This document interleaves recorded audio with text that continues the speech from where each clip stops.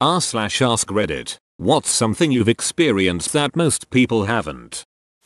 A cop called me back after giving me a $380 ticket. He told me he had acted rashly and in anger and told me to rip up my ticket, and he was doing the same.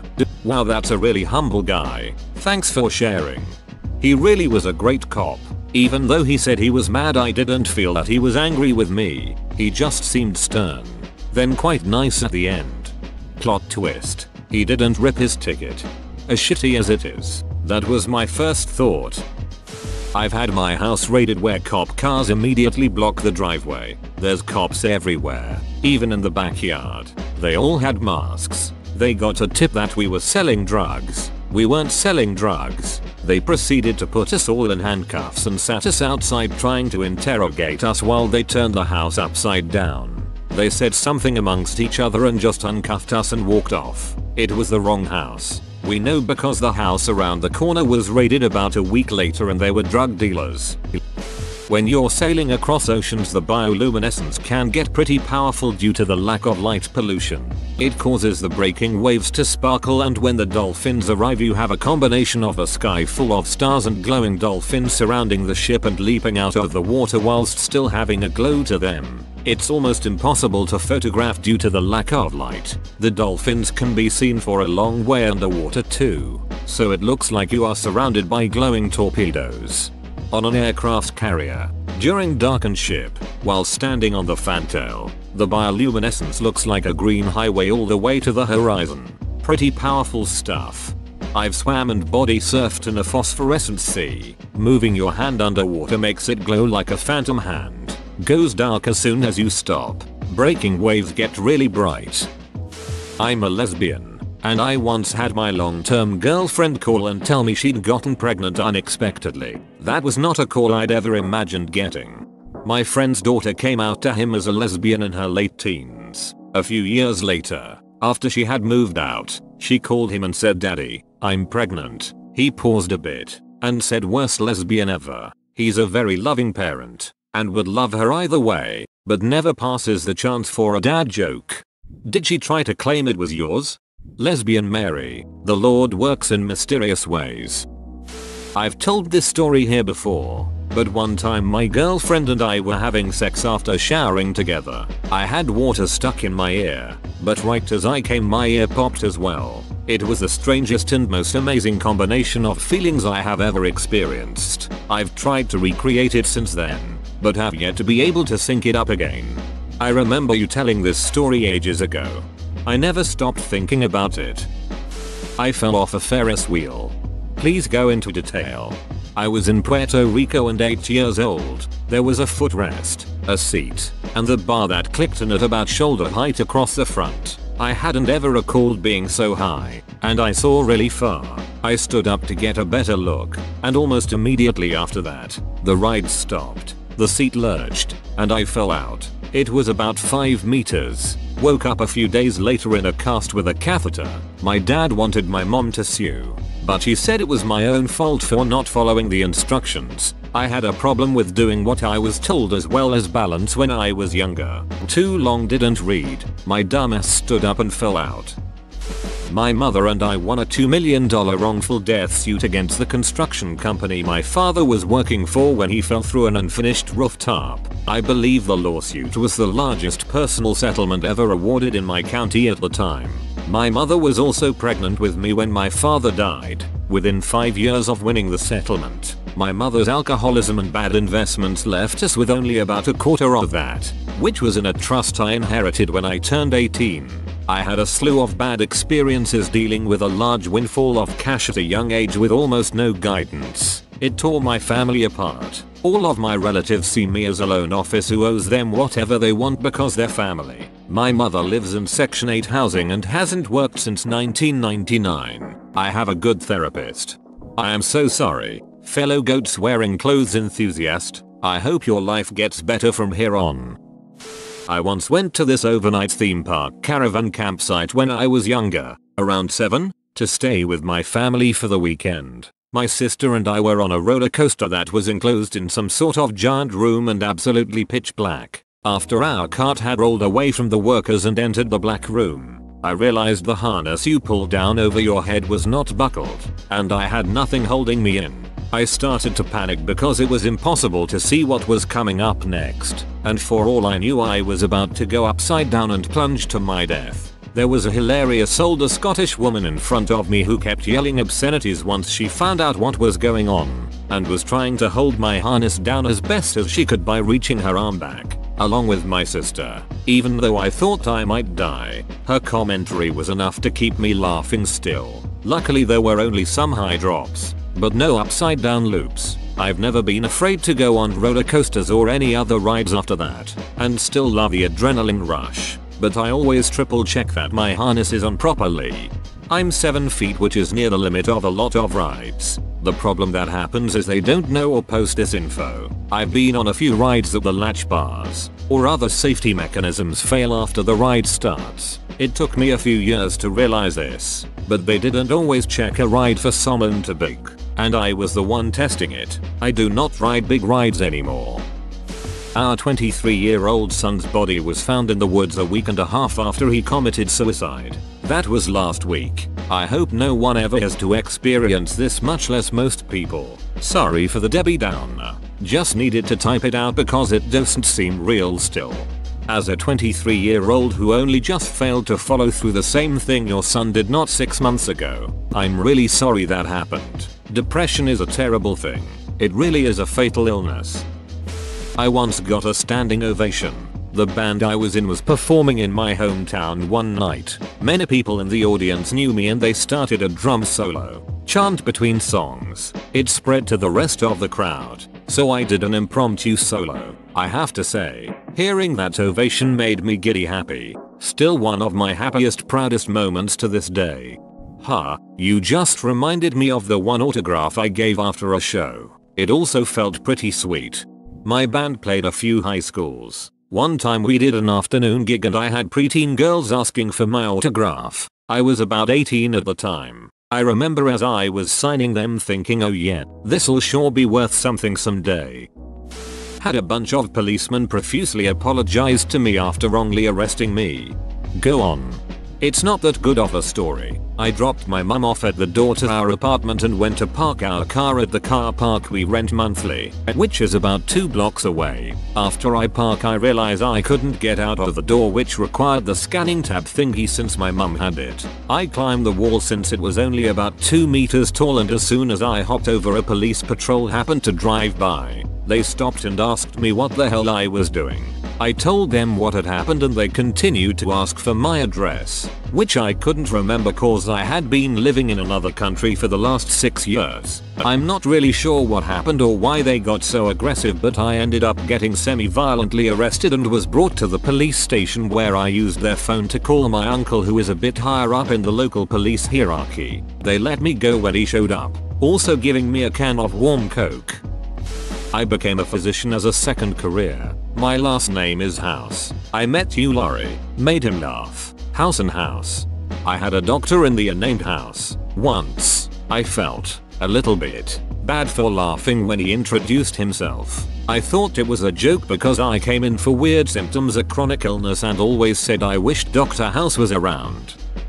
My crazy, then, boyfriend was threatening me with a knife. If you've ever been physically abused, you know that the worst part isn't first contact. It's the anxiety of waiting for the first hit. So I snapped and said, so ducking, stab me already. And he did. 0/10 would not get stabbed again. What you gonna do? Stab me? I've had sex with me. No one else has done that. I'm not bad. I'm not bad. Lmao. I drove a homemade motorized beer cooler on the Trans-Canada Highway while sober. Had my arm up 1,000 cattle rectums. Source. Graduating as a veterinarian in several months. Went on a mission trip in Guatemala and went around with the veterinarian. The first time I ever saw someone stick their raw hand up a horse's ass. It was so hard not to die laughing and be somewhat mature. I defended a death penalty case. I've had numerous cases where my clients faced life without parole. Public defender? No, all of my clients hired me, for sure. Public defenders get into the deep end fast. I have shot a person. I have been awakened by D and local sheriffs with shotguns pointed at me. I came home one day to find my mother-in-law dead in her bed. I have taken a hot air balloon ride. I saw Pigpen live. That's one hell of a day. Sounds like he was all out of bubblegum. I'm a student nurse for context. I was in the ICU for clinical rounds and watched an unconscious 96-year-old woman on the telemetry unit while her daughter was in the room with her. She went into severe sinus bradycardia, slow heart rate, and was on her way out. Her other daughter was rushing to get there after the sister told her the situation on the phone. After the phone call, her heart rate shot up and improved substantially. It was obvious she was holding on for her daughter, and it was amazing to see that such a thing was actually possible. After the daughters said their goodbyes, she passed holding both of their hands. It was simultaneously sad and awesome. After the daughters were gone, I experienced another aspect of nursing I hadn't thought about. Preparing the body for the morgue. You have to remove all lines, IV, PICC, catheters, and dressings. Clean and tag the body, and place him/her in a body bag. Then, a special cart that has a compartment for the body to go in, to avoid strolling down the hall with him/her visible, is ordered. Pretty heavy and interesting stuff. I work as a CNA, and the first time I prepared a body for the morgue was surreal. Here I was, washing this person's body knowing that they had passed on less than an hour previously. I never thought I'd say this, but in the medical profession, you do get used to it. I don't know if you've been with a patient who was an organ donor who died with preservable organs, but the harvesting is more grueling than dead patients to me. That might be because family members pack into the room and insist that there is something more that can be done. And when it finally hits them that their loved one is truly dead and just being kept alive for donation, they break down. When there's a dozen people in the room, it can combo up real quick. Source: worked in inpatient pharmacy, had to prepare the medication to keep donors alive, and was friends with many of the ICU nurses. I rode in a helicopter across half the continent, a twin Huey. Huey wasn't a twin, he was a triplet, with Dewey and Louie. I sat on top of a car with my legs dangling down the windshield at 65 miles per hour, with a beer. I'm well aware this was beyond a stupid decision, but I was young and drunk. Coming up with an original recipe that people actually liked, it's a great feeling. Was it spicy enough though? Quite blunt there, aren't you? I took a red-eye from NYC to LA once and chased the setting sun across the country. I've seen both Pacific and Atlantic Oceans in the same day. Maybe not all that rare, but special to me. Oh, and once I asked my brother to throw me a Hershey Kiss at a barbecue, and he unwrapped it and threw it at me. I caught it upright on my tongue from like 30 feet away. I'm oddly proud of that one. Animal handler, LOL. Few days ICU from venomous snake bite and another overnighter for another snake bite. Contemplated giving CPR to a dying seal. Barn owl talons attached to my pectoral muscle, and various other bird of prey talons stuck to my hands, arms, and once my face. Good times, LOL. What do you mean contemplated? A squirrel jumped up my leg and tried to climb me like a tree. I was having lunch at the park one day. Ducking squirrel hops on my lap, looks me right in the eyes and stole half my ham and cheese. Little bastards. Temporary quadriplegia, Guillain-Barré syndrome.